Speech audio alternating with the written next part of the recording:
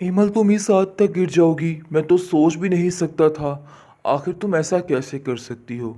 इतना बड़ा धोखा किसी को कैसे मिल सकता है? जिस पर वो कहती है, यकीन मानो कि मुझे खुद कुछ नहीं पता था। मैं इन सब बातों के बारे में खुद कुछ नहीं जानती। ये सारी मिली जुली भगत है और ये सब कुछ मुझे लगता है कि सब कुछ जानबूझकर एनी ने किया है ताकि मुझे सबकी नज़रों में गिरा सके। यानी कि जो बंदा जिस तरीके का है उसने ठीक नहीं होना है और इस औरत का भी यही हाल है। खैर, आप देखेंगे कि वो एनी कहती है कि मुझे इन सब बातों का कुछ नहीं पता था। अगर मुझे ज़रा सा भी इल्म होता कि ये सब कुछ होने वाला है तो मैं कभी भी कुछ ना कहती। लेकिन पता नहीं क्यों तुम मेरे बारे में इतनी बदगुमानी लिए बैठी हो। तुम देखो कि तुम्हारे साथ क्या हुआ है, लेकिन इसकी जिम्मेदार मैं नहीं हूँ। काश तुम्हें इस चीज़ का अंदाज़ा हो जाए। लेकिन दूसरी तरफ जी बड़ी खुश है आयमा। आयमा कहती है कि वही हुआ जो मैं चाहती थी। यानी कि वो यही चाहती थी कि ऐसा सब कुछ हो और इस चीज़ में कामयाब हो चुकी है। और शहरयार को कहती है कि देखो, एमल कितनी बड़ी झूठी निकली। हमें पहले ही इस बात का यकीन कर लेना चाहिए था और इस बात की तह तक जाना चाहिए था। मैं तो पहले ही कहती रह गई, लेकिन आप लोगों ने हमारी एक नहीं सुनी और आप लोग सिर्फ और सिर्फ उसकी सेवा में शुरू हो चुके थे और इसके अलावा आपको कोई काम नहीं था। फ़ाखरा कहती है कि आय माँ, काश मैं तुम पे यकीन कर लेती, लेकिन मैंने किसी की बात पे यकीन तक नहीं किया और मैंने सोचा कि नहीं, ऐसा नहीं हो सकता है। एमल कभी झूठ नहीं बोल सकती है। एमल की आंखों में सच्चाई है, लेकिन एमल तुमने मुझे धोखा दे दिया। तुमने मेरे साथ बहुत बड़ा धोखा किया है और हर चीज़ जो है ख़त्म हो चुकी है। देखो, तुम्हें यहाँ से जाना होगा।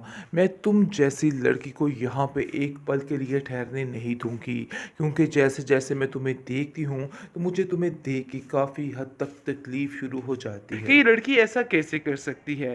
लेकिन अब देखेंगे कि उसके घर वाले इस बात को सुन के शॉक हो चुके हैं और कहते हैं, नहीं आखिर तुम क्या कह रही हो?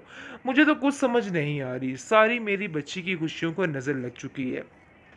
तुमने ये बात पहले क्यों नहीं की है? इन सब बातों में तुम्हारा कसूर है। जिसको सुनकर वो कहती है कि मैं डर गई थी कि अगर ऐसा ना हो कि शहरयार भाई को अगर इस बात का इल्म हो गया तो वो इस लड़की से दूर हो सकते हैं और एमल की ज़िंदगी में जो खुशियाँ लौटी हैं वो सारी खुशियाँ ख़त्म हो सकती है। लेकिन फ़ाकरा बहुत ही गुस्से में आ चुकी है, शदीद तरीन किस्म का उसको गुस्सा आ गया और वो समझ चुकी है कि नहीं जी, मामला ख़राब है और अब ये मामला ज़्यादा देर तक नहीं चलने वाला। और कहती है, शहरयार ज़रा जल्दी से घर आओ, मुझे तुमसे ज़रूरी बात करनी है। जिस पर वो कहते हैं कि आखिर मम्मी, कोई खैरियत है? आप इतनी परेशानी में घबराई हुई क्यों हैं? जिस पर वो कहती हैं कि आपकी जो बीवी है ना, उसको ज़रा ध्यान से लेके आना, क्योंकि वो बहुत ज़्यादा कमज़ोर है और वैसे भी उसे इस हालत में ज़रा आराम की ज़रूरत है और मैं चाहती हूँ कि बड़ी तसल्ली के साथ उसको घर लेके आ जाए। जिस पर आप देखेंगे कि इमल कहती है कि इस तरह की बातें क्यों कर रहे हैं, मुझे तो कुछ समझ नहीं आ रही है। आखिर इन सब बातों में मेरा क्या कसूर है? मैंने तो ऐसा वैसा कुछ भी नहीं किया है। यानी कि जो कुछ भी हुआ है वो एनी की वजह से हुआ है। आगे से एनी कहती है कि मेरा कोई भी गलत मकसद नहीं था। यकीन मानो, मैं तुम्हारा भला चाहती थी और इस वजह से ही मैं सब कुछ करना चाहती थी। लेकिन मुझे तो समझ ही नहीं आ रही कि आखिर तुम मुझ पे कैसे ऐसे इल्ज़ाम लगा सकती हो? मैंने कुछ भी नहीं किया है और मैं अभी भी चाहती हूँ कि सब कुछ ठीक हो जाए। लेकिन अफ़सोस की बात ये है कि शहरयार से दिल से एमल उतर चुकी है और वो कहता है कि मुझे यकीन ही नहीं आ रहा कि आप सब मिलकर इतनी बड़ी साजिश कर सकते हैं कि सब कुछ खत्म हो जाए और देखो, अपने हाथों से ही तुमने सारा कुछ खत्म कर दिया। जिस पर वो कहती है, इन सब बातों में मेरा कोई कसूर नहीं। मुझे तो किसी चीज़ का कोई अंदाज़ा ही नहीं था कि आखिर क्या हुआ और क्या नहीं हुआ है। इसलिए वो काफ़ी ज़्यादा परेशान हो जाती है और रोती दुलाती है।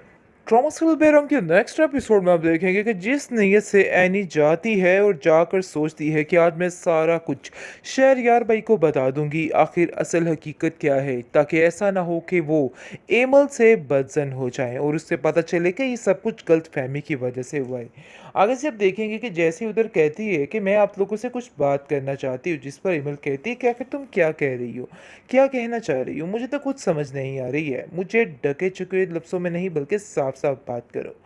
लेकिन आप देखेंगे कि जैसे ही वो उसको कहने की कोशिश अभी करने लगती है तो दूसरी तरफ उनके पास, यानी कि आयमा और उसकी माँ के पास ऐसा सबूत मिल जाता है उनको कि बस वो उनके तो बस नवारे नियारे हो जाते हैं और वो समझ लेती हैं कि बस उनकी ज़िंदगी में एक ट्विस्ट आ चुका है, बहुत ही शानदार किस्म का घर में फंक्शन है ताकि ज़िल्लत हो सके एमल की, और वो बहुत खुश होती है। आयमा के तो सारे ही चांसेस बन चुके हैं कि अब शहरयार उसका साथ देगा और ज़रूर देगा, क्योंकि वो जानती है कि बहुत ही अच्छी खबर उसको मिल गई है। लेकिन आप देखेंगे कि जैसे ही ये सारी बात फैलती है, तो आगे से सबसे पहले वो कॉल करती है फ़ाखरा को और कहती है कि देखिए, मैं आपको एक बड़ी ही कोई अच्छी एक खबर सुनाने लगी हूँ। आगे से वो कहती है क्या? कहती है कि आपकी बहू की सारी हकीकत जो कि झूठ समझकर आप सच समझकर मान रही हैं और समझ रही हैं कि वाक़ई में वो सच है। देखिए, ऐसा कुछ भी नहीं है। आगे से एम्मा कहती है कि आप जिस एमल पे इतना यकीन कर रही थी, आज मैं आपको उसकी कहानी बताती हूँ। वो लड़की बिल्कुल भी उम्मीद से नहीं, आप लोग बहुत गलत समझ रहे थे, ऐसा कुछ भी नहीं था। सिर्फ़ और सिर्फ़ धोखा था और कुछ भी नहीं। उसने आपसे झूठ बोला था ताकि मैं शहरयार से दूर हो सकूं, इसके अलावा उसका कोई भी मकसद नहीं था। पता नहीं क्यों आप लोग उसकी बात पे यकीन कर रहे थे और मेरी बात का यकीन नहीं कर रहे थे। लेकिन देखिए, कितना बड़ा धोखा किया इस लड़की ने हमारे साथ। मुझे तो कुछ समझ नहीं आ रही है कि ये लड़की ऐसा कैसे कर सकती है। लेकिन अब देखेंगे कि उसके घर वाले इस बात को सुन के शॉक हो चुके हैं और कहते हैं, नहीं आखिर तुम क्या कह रही हो? मुझे तो कुछ समझ नहीं आ रही, सारी मेरी बच्ची की खुशियों को नज़र लग चुकी है। तुमने ये बात पहले क्यों नहीं की है? इन सब बातों में तुम्हारा कसूर है। जिसको सुनकर वो कहती है कि मैं डर गई थी कि अगर ऐसा ना हो कि शहरयार भाई को अगर इस बात का इल्म हो गया तो वो इस लड़की से दूर हो सकते हैं और एमल की ज़िंदगी में जो खुशियाँ लौटी हैं वो सारी खुशियाँ ख़त्म हो सकती है। लेकिन फ़ाखरा बहुत ही गुस्से में आ चुकी है, शदीद तरीन किस्म का उसको गुस्सा आ गया और वो समझ चुकी है कि नहीं जी, मामला ख़राब है और अब ये मामला ज़्यादा देर तक नहीं चलने वाला, और कहती है शहरयार, ज़रा जल्दी से घर आओ, मुझे तुमसे ज़रूरी बात करनी है। जिस पर वो कहते हैं कि आखिर मम्मी, कोई खैरियत है? आप इतनी परेशानी में घबराई हुई क्यों हैं? जिस पर वो कहती हैं कि आपकी जो बीवी है ना, उसको ज़रा ध्यान से लेके आना, क्योंकि वो बहुत ज़्यादा कमज़ोर है और वैसे भी उसे इस हालत में ज़रा आराम की ज़रूरत है और मैं चाहती हूँ कि बड़ी तसल्ली के साथ उसको घर लेके आ जाए। जिस पर आप देखेंगे कि इमल कहती है कि इस तरह की बातें क्यों कर रहे हैं, मुझे तो कुछ समझ नहीं आ रही है। आखिर इन सब बातों में मेरा क्या कसूर है? मैंने तो ऐसा वैसा कुछ भी नहीं किया है। यानी कि जो कुछ भी हुआ है वो एनी की वजह से हुआ है। आगे से एनी कहती है कि मेरा कोई भी गलत मकसद नहीं था। यकीन मानो, मैं तुम्हारा भला चाहती थी और इस वजह से ही मैं सब कुछ करना चाहती थी।